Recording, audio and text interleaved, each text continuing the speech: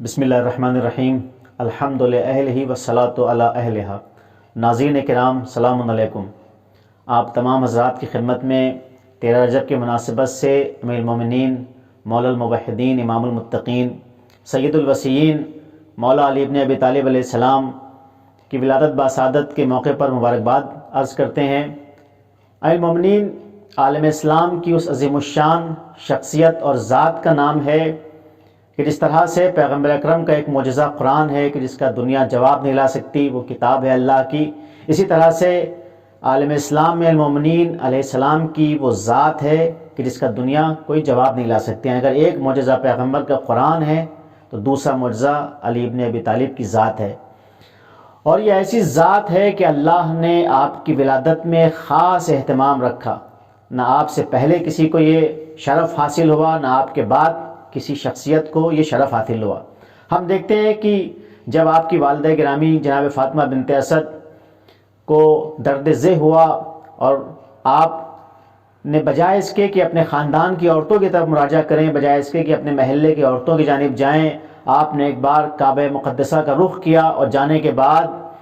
آپ نے اپنے شکم اقدس کو کعبے کی دیوار سے چسپاں کیا اور اللہ کی بارگاہ میں ہاتھ بلند کر کے دعا کیے، اے پروردگار میں تجھ پر ایمان لائی، تیرے رسولوں پر ایمان لائی، اور میں تصدیق کرتی ہوں تیرے کلام کی اور تصدیق کرتی ہوں اپنے جد جناب ابراہیم خلیل اللہ کے کلام کی، اور میں اللہ تجھے تیرے رسولوں کا واسطہ دیتی ہوں اور تجھے تیرے مقرب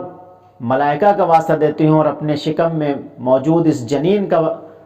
تجھے واسطہ دیتی ہوں کہ مجھ پر اس ولادت کو آسان کر دے۔ روایتیں بتاتی ہیں کہ ایک مرتبہ کعبے کا دیوار شگافتہ ہوئی،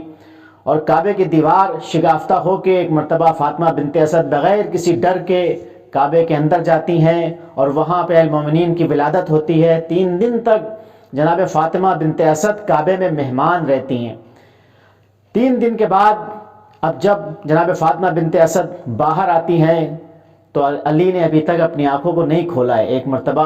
جب پیغمبر اکرم صلی اللہ علیہ وسلم کی آغوش اقدس میں المومنین آتے ہیں اور امامت کو رسالت کی آغوش کی گرمی کا احساس ہوتا ہے، ایک مرتبہ امیر المومنین اپنی آنکھوں کو کھول دیتے ہیں اور جمال امامت، جمال رسالت کی آپ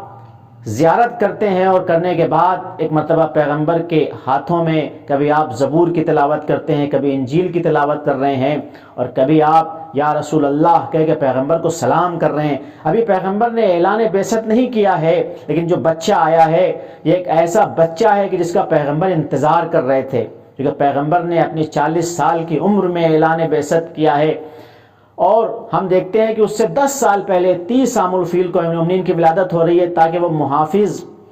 جس طرح سے پیغمبر آخری شریعت کو لانے والے ہیں تو اس آخری شریعت کا محافظ کا وہ سلسلہ جو 12 اماموں کی شکل میں آنے والا ہے، اس دین کی حفاظت کا اس کی پہلی کڑی، پہلا سلسلہ پیغمبر جس کا انتظار کر رہے تھے، اللہ نے اس کو اس شکل میں بھیجا ہے تاکہ اس کی عظمت کو دنیا سمجھ سکے۔ ہاں عزیزوں، دنیا نے علی کی عظمت کو ہمیشہ گھٹانا چاہا ہے۔ ہم دیکھتے ہیں کہ ایک کعبے میں علی کی ولادت ایک اس طرح سے روز روشن کی طرح ایسی فضیلت ہے جس کا کوئی انکار نہیں کر سکتا، لیکن دنیا نے علی کی اس فضیلت کو بھی چھپانا چاہا۔ ہم دیکھتے ہیں کبھی یہ کہہ دیتے ہیں کہ علی ابن حزام بھی تو کعبے میں پیدا ہوئے۔ ہاں، علی ابن حزام کعبے میں، پہلے تو ان کی بات ثابت نہیں ہے، ایک مرسلہ روایت ہے کہ جس کو بنی امیہ کے پیسوں پہ پلنے والے ان مجرم راویوں نے نقل کیا ہے، ان مجرم ہاتھوں قلم نے اس کو نقل کیا ہے جو علی کی دشمنی میں بہت آگے تھے، اور حاکم شام کی دولت سے وہ اسلام کے خلاف حدیثیں گڑھا کرتے تھے۔ اور دوسری بات، اگر مان بھی لیں کہ حکیم ابن حزام کی ماں نے حکیم ابن حزام کو وہاں پر جنا ہے، تو سب سے پہلی بات ہے، کیا حکیم ابن حزام کی ماں کے لیے کعبے کی دیوار شق ہوئی؟ کیا حکیم ابن حزام کی ماں 3 دن تک کعبے میں مہمان رہی؟ کیا حکیم ابن حزام کی ماں جب کعبے سے نکلی تو دوبارہ دیوار کعبہ شق ہوئی؟ نہیں، یہ معجزہ تو فقط علی کے لیے ہوا ہے کہ جب علی کی ماں کعبے کے پاس آئیں، اگر دروازہ کھلا ہوتا علی کی ماں دروازے کے اندر چلی جاتی تو لوگ کہہ دیتے ان کو درد ذہ ہوا اور انہوں نے ولادت وہاں پر ہو گئی، لیکن علی کی ماں اس طرح سے نہیں ہوتا ہے کہ کھلے ہوئے دروازے سے جائیں، بلکہ ایک نیا در بنتا ہے، اور ایسا در بنا عزیزوں کہ آج تک مستجار کے نام سے وہ جگہ اور وہ مقام اب تک باقی ہے۔ مستجار کہتے ہیں پناہ لینے کو، وہاں لوگ جا کے دعائیں مانگتے ہیں، کعبے کی وہ دیوار کا وہ نشان آج تک علی کی عظمت پر ایک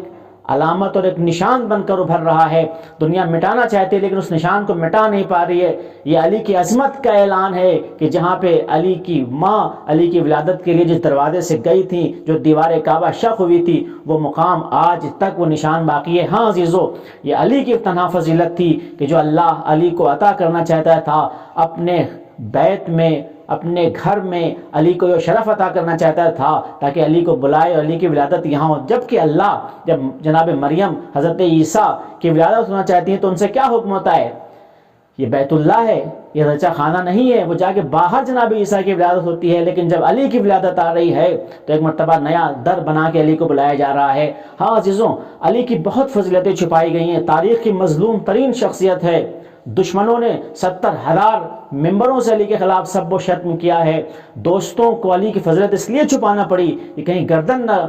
کٹانا پڑ جائے۔ ہم دیکھتے ہیں کہ علی کا نام کوئی رکھ لیتا تھا تو نام علی رکھنے پر اس کی گردن زنی کر دی جاتی تھی۔ آپ تاریخ میں دیکھیں بڑے بڑے صحابہ کو صرف اس جرم میں قتل کیا گیا ہے کہ علی کو چاہتے تھے۔ جناب میسم ہو، جناب رشید حجری ہوں، جناب عمرو بن حمق خزائی ہوں، جناب جتنے بڑے بڑے صحابہ، اس کے بعد بھی ہم دیکھتے ہیں تابعین میں کتنے لوگوں کو صرف علی کی محبت کے جرم میں تحت کیا گیا۔ حجاج کی جیلوں میں کتنے لوگ علی کی محبت کے جرم میں شہید کیے گئے۔ لیکن علی کی فضیلت تو سر چڑھ کے بولتی ہے۔ دشمن نے جتنا بھی